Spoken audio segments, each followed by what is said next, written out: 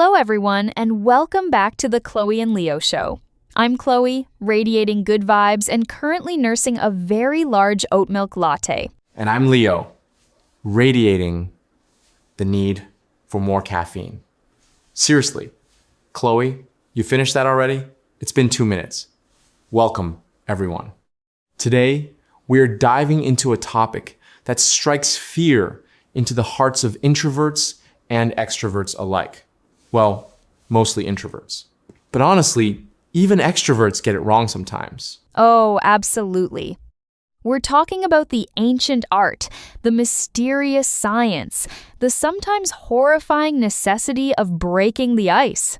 Specifically, moving from those casual, "Hey, is this seat taken?" moments in a coffee shop, all the way to navigating the slightly more treacherous waters of office small talk. Treacherous is the right word. One wrong comment about the office microwave etiquette, and you've made an enemy for the next 5 annual performance reviews. You have to be strategic. Exactly. And for our lovely listeners out there who are learning English, this can feel doubly hard.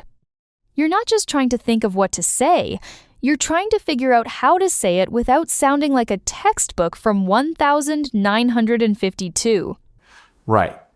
No one wants to walk up to a colleague and say, "Greetings, fellow employee. The meteorological conditions are quite favorable today, are they not?" Stop it! You sound like a Victorian robot. And that's why we're here. We're going to give you the real stuff. The phrases, the timing, the tone, and the escape routes. And yes, we'll start exactly where most of us fuel our days, the café. The café, the battleground. I actually have a very vivid memory of failing spectacularly at cafe small talk just last week. Oh, please share with the class. This is for educational purposes. Okay, so I'm at Brood Awakening downtown. There's one seat left at the big communal table, next to a woman who is sketching in a notebook. Very cool, very artsy. I sit down, I wait for the perfect moment. She looks up. I gesture to her sketchbook and I say, and I practice this in my head, I say, "That's a really interesting shape." Shape? You called her art a shape? It was an abstract sketch. I panicked. I meant to say style or line work, but my brain just served me shape. She just looked at me, blinked once very slowly, and put her headphones in. And that, my friends, is a perfect example of the compliment calamity. But the intention was good. You are using the first rule of breaking the ice, 101, the observational opener. Right. Look around. What's in the environment? In a cafe, it's easy. You have props. The coffee, the pastries, the laptop, the book, the dog outside the window. Let's rewind Leo's disaster and do it properly. You see someone with a sketchbook. What's a safer, more natural approach? "Excuse me, I love the vibe of that sketch. Do you mind if I ask what you're working on?" Or, "That looks intense. Is that charcoal or pencil?" Much better. Notice the structure. Observation plus open-ended question. I love the vibe is specific praise. What are you working on? Invites a story, not just a yes or no. If they just say, "No, I don't mind," but then look away, you retreat gracefully. That's the signal check. Exactly. Read the room. If they give a one-word answer and lean away, you abort mission. You just say, "Well, it looks great. Have a good one." You save face and you didn't make them uncomfortable. Now, what if it's just a person with a coffee staring into space? We can't use shape again. Please don't. That's my trademark move. No, in that case, you use the universal connector, the shared experience, the coffee itself. Yes, my favorite. Wow, they really nailed the foam on that one. Or, I need this coffee like I need oxygen today. Or, is that the seasonal special? I was too scared to try it. That last one is gold because it makes you slightly vulnerable. You're admitting you're scared of a latte flavor. It's endearing. It gives the other person permission to be an expert. They might say, oh, it's actually great. It's just hazelnut, not too sweet. Boom, conversation started. And if you're a non-native speaker, you can even use the language barrier as the icebreaker itself. I've done this in other countries. You just say, I'm sorry, my English isn't perfect, but I have to ask, what drink is that? It smells incredible. That is a power move. You've disarmed them with honesty and you've complimented their beverage choice. No one can resist talking about their favorite drink order. Okay, so we've conquered the café. You've got your latte, you've made a friend named Mark who works in graphic design and loves hazelnut syrup. But then you get to the office. The dynamic shifts. In a cafe, you can just leave. At the office, you're stuck with these people for 8 hours, and the small talk changes. It's not just about passing time, it's about building rapport currency. Rapport currency. I like that. It's like putting coins in the relationship piggy bank. And the biggest trap in the office is the dreaded, how was your weekend? Loop. Oh, I hate that loop. It's the elevator music of conversation. Person A, how was your weekend? Person B, good you? Person A, good. That's not breaking the ice. That's just confirming the ice exists. To break office ice, you need the 3D response. Detail, detail, direction. Okay, break that down for us, Professor Leo. Let's run the simulation. How was your weekend? The 2D response is fine. The 3D response is, actually, I tried that new Thai place on 4th Street. The spice level was a bit aggressive. I'm still recovering. Have you ever been there? Or are you more of a mild salsa kind of person? See that? You gave them something to grab onto. They don't have to talk about Thai food. They can talk about their spice tolerance or a different restaurant or the time they ate a ghost pepper by mistake. And you've tagged them with a fun label, the mild salsa kind of person. It's playful. It creates an inside joke. Let's talk about a specific, terrifying office scenario. The pre-meeting awkwardness. You log into Zoom 2 minutes early, or you walk into the conference room while the projector is warming up. There are 5 other people just staring at their phones. What do? You break the sound of silence. The easiest, safest, and most underrated tool in the office is the preliminary praise. Give me an example. I'm really looking forward to hearing the update on Project X. The data you sent over yesterday was super clear. Or, I'm just glad this meeting is only 30 minutes. I'm trying to hit inbox 0 by 5. Or even just, wow, that's a great screensaver photo. Is that your dog? The dog one always works. Always. Unless it's a cat. Then it's a cat. But here's the key for English learners.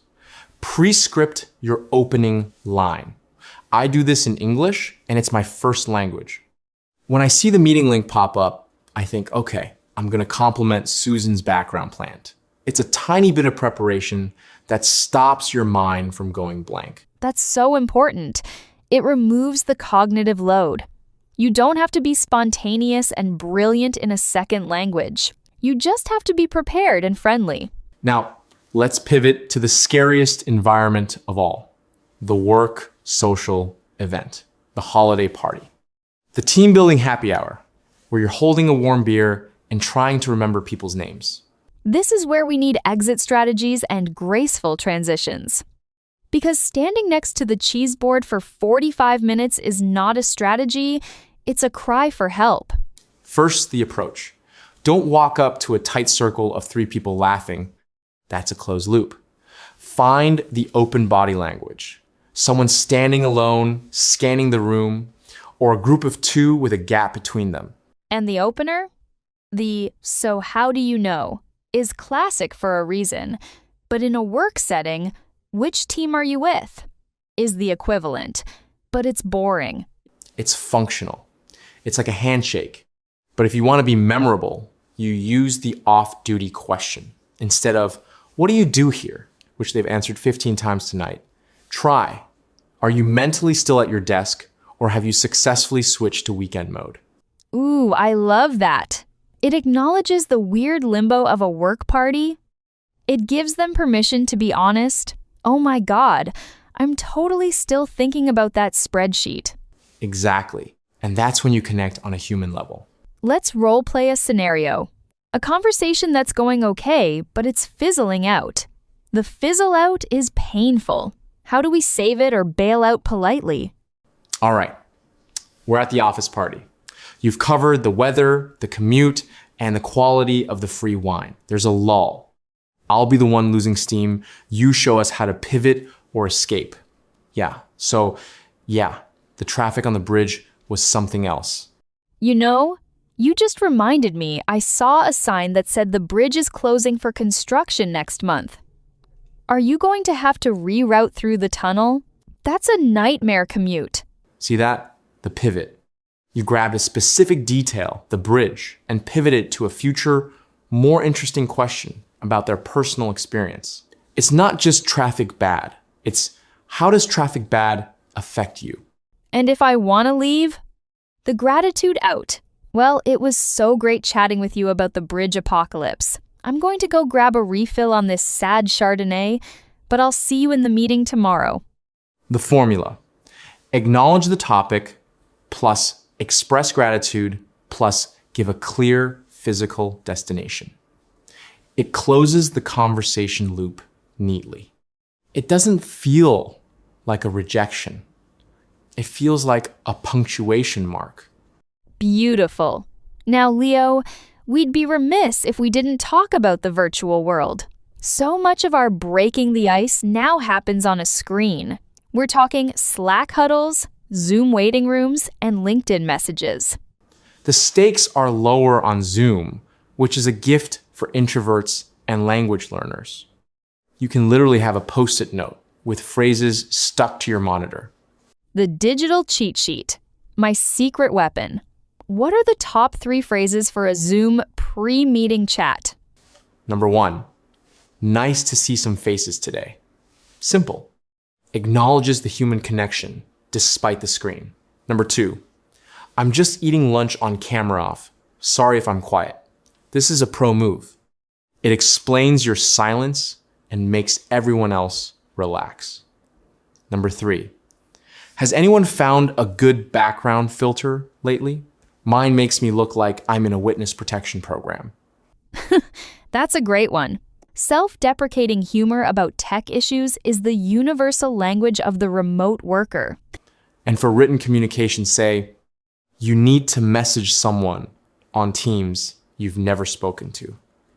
Don't just say, hi and wait. That's Slack torture. You send the full icebreaker paragraph. Show us the format. Hi, I'm Leo from the marketing team. I saw the presentation you put together on the Q3 analytics. It was really easy to digest. I'm reaching out because I had a quick question about the source data for chart 4. Do you have 5 minutes later this week? No rush at all. Thanks. Perfect. Introduction is greater than context. Compliment is greater than clear ask, is greater than low pressure. They know exactly who you are and what you want. It respects their time. And it's written. You can run it through Grammarly or check your prepositions. It's the safest ice you can possibly break. Okay, we've covered the mechanics, but we need to address the emotional ice, the anxiety. We got a question from a listener named, let's call him Shy in Seattle. Shout out to Shy in Seattle. He writes, I know the words, but when I go to say them, my throat closes up. I'm terrified of the awkward pause. How do I stop caring so much? That is the million-dollar question. And the answer is annoying but true. Lower the stakes. You are not trying to get a marriage proposal. You are trying to exchange 3 sentences about coffee. My therapist once told me something that changed my life. You are not responsible for filling every silence. Sometimes silence is just 2 people thinking. Yes.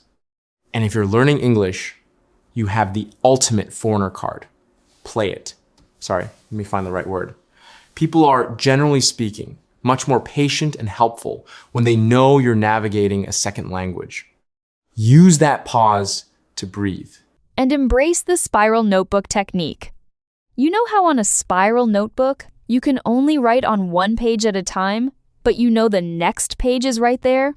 Prepare a next page for every conversation. If they say, I like dogs, your next page question is, do you have one? Or, what breed?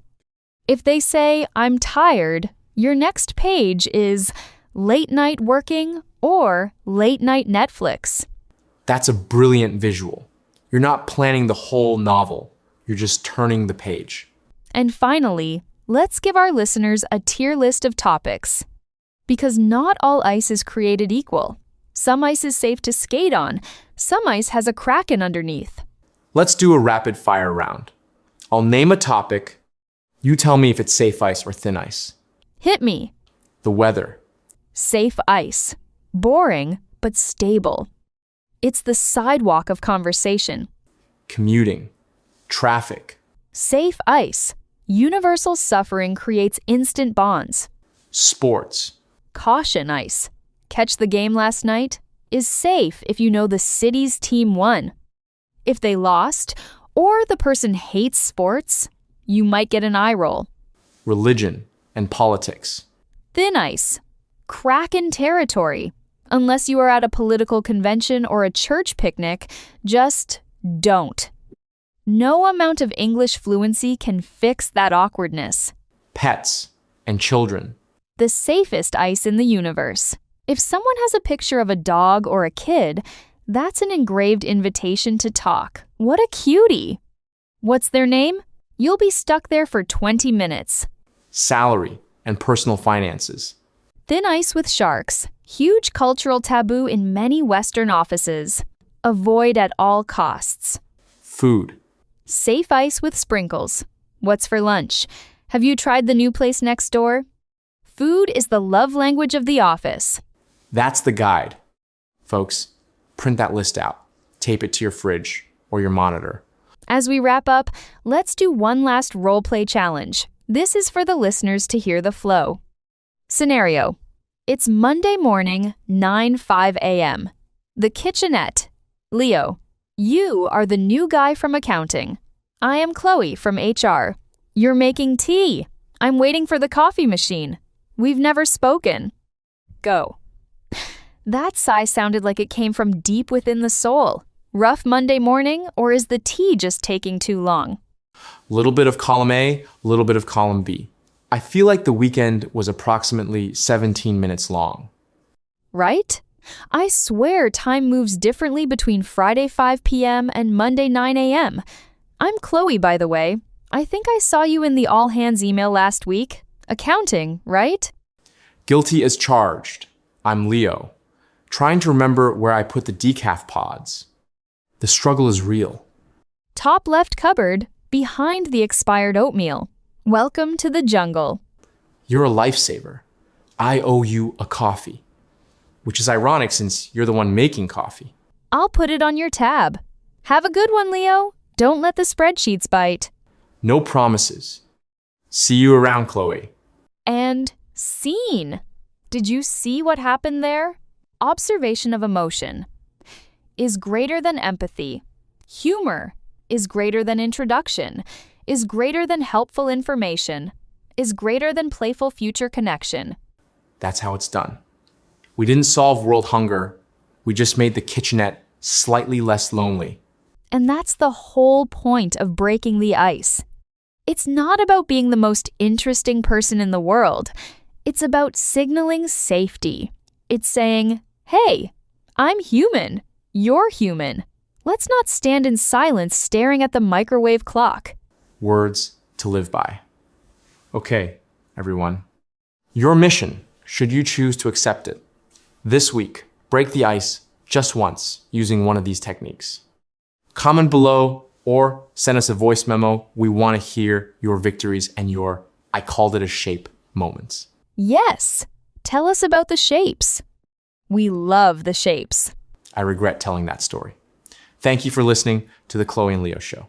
You can find us everywhere at Chloe and Leo Show. stay caffeinated. And stay conversational. Bye, everyone.